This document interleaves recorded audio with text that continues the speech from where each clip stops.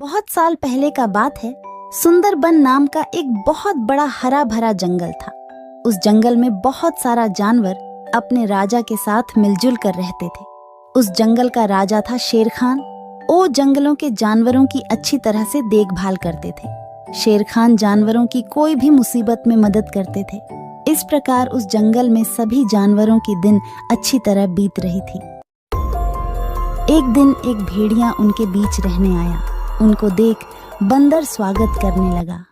अरे देखो देखो, हमारा जंगल कितना सुंदर और शांत है कि दूसरे जंगल के जानवर भी यहाँ रहने आए हैं। अरे कौन है वह जो हमारे बीच रहने आया है? वो देखो, वहाँ पेड़ के नीचे खड़ा है। और भेड़िया भाई, हमारे जंगल में तुम्हारा स्वागत है। इस जंगल में हम सब मिलजुल कर रहते हैं, तुम भी हमारे साथ रहो। बंदर की बात सुनकर भेड़िया थोड़ा आगे आता है, फिर कहता है, अरे आप लोगों का बहुत बहुत धन्यवाद जो आप लोगों ने हमें यहाँ रहने का मौका दिया। मैं हमेशा आप लोगों के साथ मिलजुल कर रहूंगा। भेड़िए के बारे में हाथी और हिरनी आपस में बात करने लगे। देखने में तो वह शांत ही लग रहे हैं, लेकिन क्या वह हमारे साथ मिलजुल कर रह पाएंगे? मुझे भी वह शांत ही लग रहा है, लेकिन फिर भी हमें इतना जल्दी उस पर विश्वास नहीं करना चाहिए था। वह आज ही हमारे जंगल आए हैं, हम इसके बारे में कुछ भी नहीं जानते। हमें इस पर नजर रखना होगा, क्योंकि हमें अभी नहीं पता है कि उसके दिमाग में क्या चल रहा है। फिर हाथी और हिरनी अपने घर की तरफ चलने लगते हैं। भेड़िया भी उनके पीछे पीछे आने लगता है। भेड़िया को साथ में आते देख हाथी और हिरनी रुक जाता है। फिर भेड़िया हाथी से कहता है, अरे हाथी भाई, आप बहुत अच्छे हो और मददगार भी। अरे अरे, ऐसा नहीं है। हर जीव अपने कर्म से बड़े होते हैं। मैं तो बस अपना काम कर रहा हूँ। हाथी भैया, मैं घर जा रही हूँ। मेरे बच्चे घर में अकेले हैं। अच्छा फिर ठीक है, मुझे भी जाना पड़ेगा, बहुत देर हो गया। अरे हिरनी बहन, मुझे आपसे थोड़ा बात करना है। अच्छा ठीक है, जल्दी बताइए, क्या बात करना चाहते हैं? मुझे अपना घर भी जाना है। कुछ ज्यादा नहीं, मुझे इस जंगल के राजा के बारे में जानना है। हमारे जंगल का राजा शेर खान है और वह बहुत अच्छा है। वो हम सबकी सुरक्षा करता है और सबकी मदद भी करता है। इस तरह बात करते करते भेड़िया हिरनी के घर तक पहुंच जाता है। हिरनी बहन, क्या आप यहीं पे रहते हैं? यही आपका घर है? हाँ हाँ, यही मेरा घर है। यही मैं अपने बच्चों के साथ रहती हूँ। आज से मैं आपका नया दोस्त हूँ।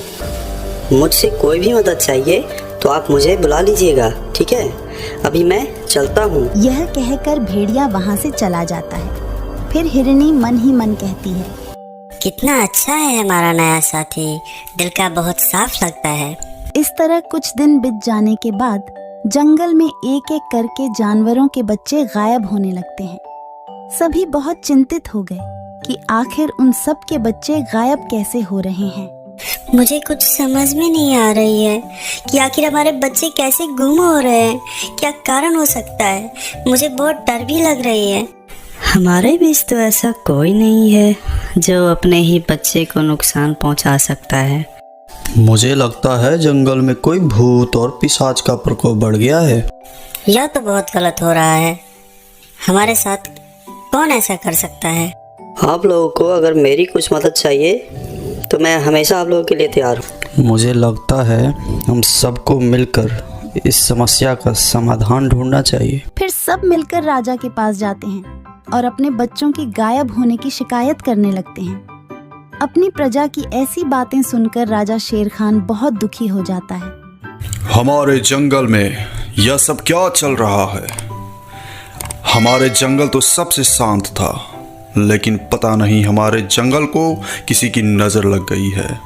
खैर, आप लोग जाइए, मैं इस समस्या का कोई उपाय सोचता हूँ। फिर सभी जानवर अपने अपने घर वापस लौट आए और सब डर डर के रहने लगे। इधर हाथी हिरनी के घर पर जाकर इस समस्या का बात करने लगे। अब हम लोगों को ज्यादा सतर्क रहना होगा।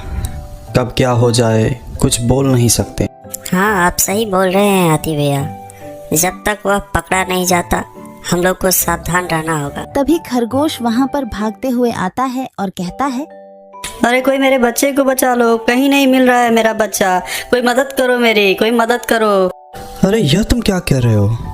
अभी तो सब ठीक ठाक चल रहा था, अभी क्या हो गया? हे भगवान, ये सब क्या हो रहा है? हाँ, मैं अपने बच्चों को घर में अकेला छोड़कर बाहर काम करने गई थी। जब मैं काम करके वापस आई तो मेरा बच्चा नहीं था। मैंने सारे जगह ढूंढ लिया लेकिन वह कहीं नहीं मिले। अब मैं क्या करूं, कहाँ जाऊं? हे भगवान, यह क्या जुल्म हो रहा है हमारे बच्चों के साथ। अब तो मुझे और भी ज़्यादा डर लगने लगा है। मुझे लगता है हमारे बीच कोई जासूस है जो हमारे पल पल की खबर हमारे दुश्मनों को बता रहा है। यह बात तो तुम बिल्कुल सही कर रही हो, मुझे भी इस बात पर शक हो रहा है। ठीक है, अभी मैं चलती हूँ, मुझे बहुत देर हो गई है, मेरे बच्चे घर पे अकेले हैं। इतना कहकर वह सब अपने अपने घर चले जाते हैं। अगले दिन हिरणी अपने बच्चों को घर में अकेला रखकर जंगल में जाती है खाना ढूंढने के लिए। खाना ढूंढते ढूंढते उसे बहुत देर हो जाती है। अरे बाप रे, खाना ढूंढने में बहुत देर हो गई। मेरे बच्चे घर पर अकेला है, मुझे अब जल्दी घर जाना है। मुझे नहीं पता कि मेरे बच्चे घर पर ठीक है या नहीं। भगवान, मेरे बच्चे को कोई नुकसान ना हो। इतना कहकर हिरणी भाग के अपने घर की ओर जाती है। जब वह अपने घर पहुंचते हैं तो देखते हैं कि बच्चा तो वहां पर है ही नहीं। फिर वह बाहर आकर रोने लगती है। हे भगवान, मेरे बच्चे नहीं है, अब मैं क्या करूं? आज मेरा भी बच्चा गायब हो गया।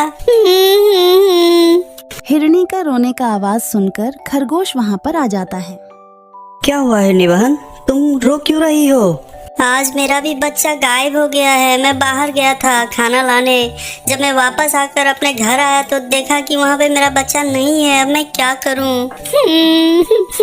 शोरगुल सुनकर हाथी भी वहां पर आ जाता है और सारी बात सुनने के बाद बोलता है, एक बार वह दरिंदा अगर मेरे हाथ आ जाए तो मैं उसे अपनी सूर में लपेट कर पटक पटक कर उसको चटनी बना दूंगा। बात करते करते उन लोगों को भेड़िया पर शक हो जाता है और वह सब मिलकर उसकी शिकायत राजा से करने जाते हैं। महाराज, मुझे तो पूरा शक है कि वह भेड़िया हमारे बच्चे को शिकार बना रहा है, लेकिन वह बहुत होशियार है, वह कोई भी सबूत नहीं छोड़ रहा। मुझे भी उसी पर शक है महाराज, क्योंकि उसके आने के बाद ही जंगल में ये सब चल रहा है। आप लोग सही बोल रहे हैं, लेकिन मैं राजा हूँ, मुझे तो सबूत चाहिए। मैं बिना सबूत का उसे कुछ भी नहीं कर सकता। आप लोग उसके खिलाफ सबूत लेकर आइए, फिर मैं उसको दंड दूंगा। महाराज शेर खान का बात सुनकर सभी जानवर बहुत उदास हो जाते हैं और वह सब वहां से वापस आने के बाद आपस में बातें करने लगते हैं। अगर उस भेड़िया के खिलाफ एक भी सबूत मिल जाए तो मैं खुद ही उसे मार के ख़त्म कर दूंगा, फिर राजा का कोई ज़रूरत ही क्या पड़ेगी। बिल्कुल सही बोल रहे हो। हम लोग राजा के पास बहुत उम्मीद लेकर गए थे कि वह हमारे मदद करेंगे। ऐसा राजा का क्या लाभ जो हमारी मदद नहीं कर सकते, हमारे बच्चों को हिफाजत नहीं कर सकते। देखो भाइयों, अभी यह वक्त राजा का बात करने का नहीं है। इस विषय में हम बाद में भी सोच सकते हैं। फिलहाल तो हमें उस राक्षस को पकड़ना है जो हमारे बच्चों को गायब कर रहा है। मुझे तो उसी भेड़िया पर ही पूरा शक है। वह अच्छा बनने का नाटक करके हमारे साथ यह सब कर रहा है। हमें कुछ ऐसी योजना बनाना चाहिए जिससे हम उस राक्षस को नंगे हाथ पकड़ सकें। हम सब अपनी अपनी योजनाएं बनाएंगे और जिसका योजना सबसे अच्छा हुआ हम उस पर काम करेंगे। चलो राजा के पास चलते हैं। योजना के अनुसार बंदर सारे जंगल में राजा के साथ बैठक की घोषणा करता है। फिर सारे जानवर राजा के पास चलने लगते हैं। इधर भेड़िया झाड़ में छुपकर सब कुछ देख रहा था। अच्छा, तो राजा के साथ आज सारे जंगल का बैठक है, तो सारे जानवर राजा के पास ही जाएंगे, यानी सबके बच्चे घर में अकेले रहेंगे। आज मुझे फिर से शिकार करने का अच्छा मौका मिला है। फिर भेड़िया अपना शिकार ढूंढने के लिए आगे बढ़ता है। यहाँ सभी मिलकर महाराज शेर खान को भेड़िया के खिलाफ सबूत दिखाते हैं और वह बोलते हैं कि महाराज, आज भेड़िया को नंगे हाथ पकड़ने का अच्छा मौका है। फिर महाराज शेर खान जानवरों की बात मानकर उस भेड़िया का पीछा करने लगता है।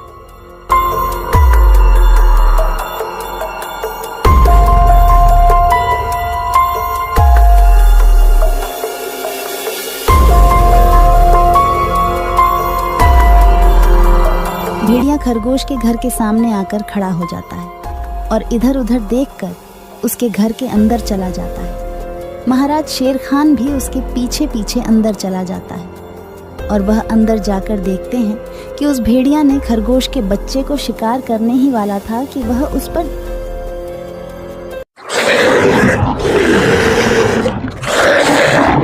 और उसे वहीं मार देते हैं। तो दोस्तों, ये कहानी से हमें यह सबक मिलती है कि हमें नए लोगों को मदद तो करनी चाहिए, लेकिन उस पे आंख बंद करके कभी भरोसा नहीं करनी चाहिए। दोस्तों, मेरे इस चैनल को ज़रूर सब्सक्राइब करें। आपका बहुत बहुत धन्यवाद।